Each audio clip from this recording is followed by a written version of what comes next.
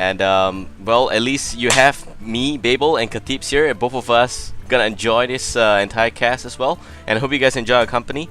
And it's the Warlock up against the Rogue, and I'm pretty sure it's Miracle Rogue. What do you think, man? It's gonna be Miracle Rogue. It might be a good idea to take Miracle Rogue. It's a little bit safe for a hand lock or something like a... It does pretty well against the Zoo also. Tempo might lose to a hand lock because of all the removals and all of that. So I think it might be a Miracle Rogue, especially since it's Wensushi's signature. It's the one that led him to a lot of his victories in the AHL. So I think I'm pretty confident that we might see a Miracle Rogue today. Yep, pretty sure that's going to be the case here. And well, as you can see here on the screen, it's basically that's how Wensushi looks like, and Viverea from Spectral as well. And I've received word that the first game is actually well underway, and yes, it is going to be the Zoolock up against something that resembles the Miracle Rogue, but has got some slight alterations involved. I do believe that yesterday we saw some questionable cards. Maybe Wednesday. Do you still remember what are some of the different cards that he run? It looked like a pretty Sinister standard Miracle Rogue. But he might be running a what I'm seeing lately, which is the Miracle Malygos deck, where you use a lot of spells like like Sinister Strike to deal with large damage with Malygos on the board. So we might be seeing that variation today. Yep, definitely excited. But this is a Zoolock, which means that, you know, no mercy is going to be shown on Spectral's side whatsoever. It looks like a pretty decent starting hand, not the best of all, but still a 3/2 Fairy Dragon on the field is pretty commanding for a start. Yep, so Viverea keeping those Fairy Dragons in play as a possible counter to all the spells that a rogue can have. So it stops him from being backstabbed, it stops him from... He's going to be forced to use an SI7 agent or attack it with his weapon to deal with the Fairy Dragon. So that's a pretty strong choice of card to play in a Zoo deck. So he also has a lot of options. Viverea also has a lot of options in his hand. He has 3 of his taunts, of his big taunts. He has both Voidwalkers and 1 Shield Bearer, and of course his other activator, which is the Defender of Argus. Yep, and it looks pretty good so far. Shield Bearer up already with Argent Squire. Back to Wensushi's turn. He picks up another Gadgetzan Auctioneer. Right now in his hand has 1 Blade Flurry. Not able to clear the board, however, and there is also no Daily Poison. He's gonna have to try and make a little bit of dent on the Shield Bearer there, and probably play Fan of Knives for extra card draw. Doesn't kill anything, and end the turn there. Yeah, so it's gonna be a little bit difficult for Wensushi to catch up right now, because that's a lot of defense in Viverea's hand, who also, by the way, is playing the new Season 1 card back, the very, very bright yellow... Oh, yeah. The bright yellow card back from Season 1 for reaching rank 20. So he looks like he's gonna be playing one more bit of defense in the form of the Voidwalker and dealing 4 easy damage to Wensushi, who right now has to decide whether or not he wants to use his weapon and Blade Flurry to try and clear this board. Yes, he actually has got a Blood Mage Talnos, but he's not gonna even employ that. He's gonna just Blade Flurry and clear off 4, or rather 3 minions there, leaving only the Voidwalker alive. Yeah, so that's pretty good. And let's see how Viverea tries to play this, because he has an option of playing the Shattered Sun Cleric just to buff up the Voidwalker even more and keeping it as an annoying defensive option. He can also choose to play another Voidwalker and then save Defender of Argus for the following turn just to keep the defense up. So he chooses to play... he chooses to buff up his second Voidwalker with the Shattered Sun Cleric. And at the moment, Wensushi still doesn't have anything on the board and still has 2 walls to get through at this point. Yeah, well, he does have double Gadgetzan Auctioneer, but still doesn't have anything much of a spell here in the hand. We have Eviscerate as well as Shift. Shift is pretty okay with Thalnos. You can expect a little bit of extra card draw there, but he's just going to go for the Azure Drake here. With 1 extra card, SI Agent, well, generally the Azure Drake's objective here really isn't about the spell damage plus, but rather to just draw an extra card while he can. Yep, it's one of the better neutrals for a reason. It's not really... you really want it for the spell power, but you also get a 4/4 body for 4 cost, and you also get additional spell damage, so it's really one of the best neutrals at the moment. Sorry, 5 cost, not 4 cost.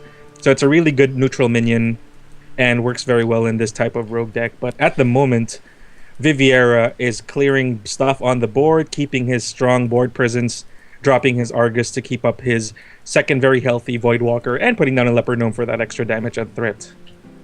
Yeah, well, he can play Thalnos here and shift into something, but or maybe even eviscerate down the 3-5, which is pretty okay. Yeah. He's gonna try and shift down either the 2-1 or the 1-2, and I'm guessing eviscerate is gonna have to be played here. Yes, he picks up another 1, so that's pretty okay, and generally he's down to, I think, about 18 health right now, and that's not a very good spot to be in, but still, it's pretty fine. Yeah, so low health is not where you want to be when facing against Zoo, because they can just ramp up the damage so fast. So Viverea is down to his a little bit weaker minion, so he still has his Argent Squire in hand, he still has Leper Gnome. He has a potential big guy in a Mani Berserker, but at the moment, I think he's concerned about keeping his defense up. He might. I have a feeling he might play the Defender of Argus just to keep up his Voidwalkers and keep up the defense, just making sure that there's no hole for Wensushi to punch through with a miracle or something, with a big thing like a Leroy, with a big offensive potential like a Leroy with cold blood on it. Yeah, for sure. And here I would actually have preferred to play the Defender Argus, but he goes for the Mani Berserker, which is still fine. Which is fine, seeing definitely. how one Blade Flurry has been used already. Here comes Edwin Van Cleave for Wensushi. He does not have something that resembles very good combo. There's no preparation there. Backstab is fine. SI Agent is pretty okay. He can then try and play out a, well, either the Edwin Van Cleave or Eviscerate down to 2-3, but of which, you know, he just doesn't have the best play so far. One preparation would have made it so perfect. Yeah, and let's also keep in mind that Viverea still has a Defender of Argus in hand, so he has his defense very, very well in place. So even if Evan Van Cleef can get up to the bigger numbers, it might not be effective enough to survive, since he's down to 14 health. Exactly, and this is not looking good at all for ManaSurge. If they do lose Wensushi in this particular game here, Spectral is going to have a commanding lead of 6-3, and Allura is going to be the only player that's left in their roster. Here comes the shift, and it's going to, you know, make the Rogue take an extra 2 damage, because it is being played on the Leper Gnome. Dagger Mastery is going to pick off the other Voidwalker there, and he's just down to about 11 health. He's going to eviscerate down to 2-3 and heal himself up to just about 14 health. Yeah, so it's a little bit tricky. So Viverea, I have a feeling he's just going to start putting up another defense with his activator. Maybe he wants to tap first and see what he gets a draw with. But okay, so he gets a Young Priestess. He can probably play, well, he can play everything in his hand right now, so he's probably going to tap. So, ooh, he now has a combo with his Blood Knight to combo with off of his Argent Squire. So let's see if he does choose to play that. Yeah, it's a little bit sad, however, that the Defender Argus only deals for 2 damage, and the Earthen Ring Fuster has got 3 toughness there, so it's not possible to take it out by himself. Blood Knight here would be a pretty interesting play, and he's just going to do that. Yeah, so I think what I would have played it where the Defender of Argus could have taken out that Farseer and then putting up a wall with through the Defender of Argus being put down, but you know, 6-7 is pretty beefy still. I'm not sure. I don't think Wensushi has played any saps yet, so he might be saving it for just this moment. Does he have a sap in his hand at the moment? Nope, he does not have a sap in his hand. However, he has got double gadgets and Auctioneer as well as a preparation. He can go for a little bit of a heal play here, as well as drawing the extra card with preparation, but it's just too risky to play that. You can play gadgets and Auctioneer preparation, draws 1 card, and don't know what card that would be, but if it's a spell card, it's definitely very good. If it's not, it's completely bad here. And I don't see how he could really address the 6-7. Yeah, and he also has to put up, if he doesn't clear some of these on board, Viverea does have lethal next turn by putting down the Defender of Argus, so yeah. So let's see if he gets lucky. So Wensushi is the Miracle Rogue, and he does get lucky. He did get extremely lucky especially during the finals, leading up to the finals of EHL Season 1, so he might still pull something off. Well, he's got 15 cards in his deck left, and that's about half of his deck right there. Yeah. I think he can take his time to decide, play the Gadgetzan first, do the preparation, think about it. If he decides to go for the SI Agent play, it's pretty good, but he's gonna play it safe, heal himself up to about 15 right now. SI Agent pick up the 2-1, running himself into the 1-1 there. The 6-7, however, is the real problem here, and it is effectively going to be left unaddressed on the board. Yep, so if Viverea draws maybe, I don't know, if he can draw 2 Soulfires and get lucky, so it's down to his 6-7. Wow. Okay. So, potential 8 damage to Wensushi by giving him the Dwarf. Maybe he might want to tap at the moment. Nope, he's going for 9 damage and directly dealing the damage to Wensushi there. And it seems like Wensushi is going to have one last turn here. And he gets a sap. Wow. Alright, here comes the magic. Preparation. Sap. But even then, he needs to address even the 5-5 to try and stay alive here. Plus the fact that he's just down to about 5 health. Deadly Poison comes up for him. This just might save him here. What's going to happen next is picks up a Sinister Strike as well. Not really what he wants, but it's okay. He's going to play Edwin Van Cleef. The legendary Edwin comes out with a 10-10 on the field.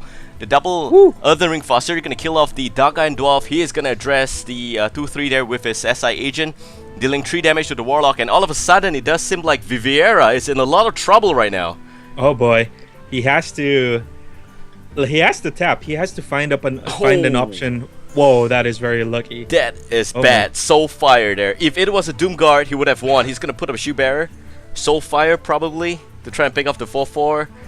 But even then, it's just such a close game. Oh my gosh. So Van Cleef, of course, the biggest threat here. If Wensushi manages to take out the Shield Bearer, then that is 10 straight damage to his face. So let's see. Does Viverea choose to play the Soulfire now to see if he can stem the charge? I think he should play it against the Auctioneer. He needs to do it against the Auctioneer. There is no question to ask. He has to realize that if there's any option at all for Sushi to remove the Shield Bearer, that's going to be lethal for him. So he has to take out that Auctioneer. Yep, if he takes out the Auctioneer, yes he does. It's gonna really rely on the next card here for Wensushi to decide if he is gonna have a chance. He gets another Deadly Poison, and with that said, I think it's still not game. 5 damage. He goes for Gadget-san again. It's a little bit of a misplay. It's fine. He's just very, very scared. And Malygos coming out here. Not really what you want, but it's okay. He's going to take out the 0-5 with the weapon in hand. And probably playing it a little bit safer. But we have to always remember that Viverea can draw 2 cards next turn. If any one of those is a Doomguard, it's Doom for Wensushi. Doomguard, Soulfire, anything can happen at this point. So... oh my gosh, it's Miracle versus Miracle now. Viverea trying to see if he has some magic of his own. The first cut and the second card, what's it gonna be? He gets Dire Doggy, and I think Viverea is out of luck here. He's gonna call Concede. Man. There is nothing he can do against Edwin. Edwin there is 10 damage, 10 toughness, and Wensushi takes the pick and home here for ManaSurge with Edwin Van Cleef. Wow. And that is just really crazy. You're right, by the way, it's the Malygos version of the Miracle Rogue.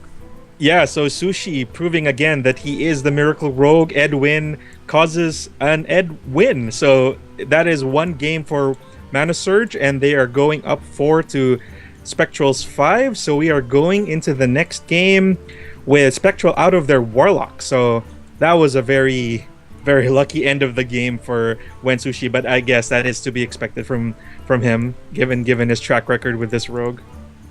Exactly. So Spectral, they've got some of the other members to decide, and now again they will have to take the time to think who they want to send out into the foray against the EHL1 champion playing the rogue. Of course, Wensushi's deck is locked. He will have to play the rogue no matter what, and I know him.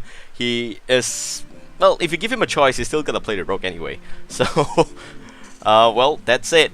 Katips, any last thought going to that game there? Well, I really like this. I really like seeing this Malygos Miracle. It's a very interesting build, relying on a lot of spells, relying on cycling your deck with Gadgets and Auctioneer and stuff like Preparation, and then getting Malygos on the board and dealing those massive Sinister Strikes. So those go for very, very big damage, especially if they're done in a row. I've seen versions of this with Head Crack, so it's a very interesting deck. It's a very fun type of deck. It's not as how you would how they call Miracle Rogue as a solitaire type game, so it's a little bit more active, it's a little bit more fun, and of course you get to play one of the lesser played dragons in the form of Malygos, giving the +5 spell damage to all of the rogues' value spells, such as Sinister Strike. So very interesting. That was a really interesting win, and that's a very interesting class to be playing right now.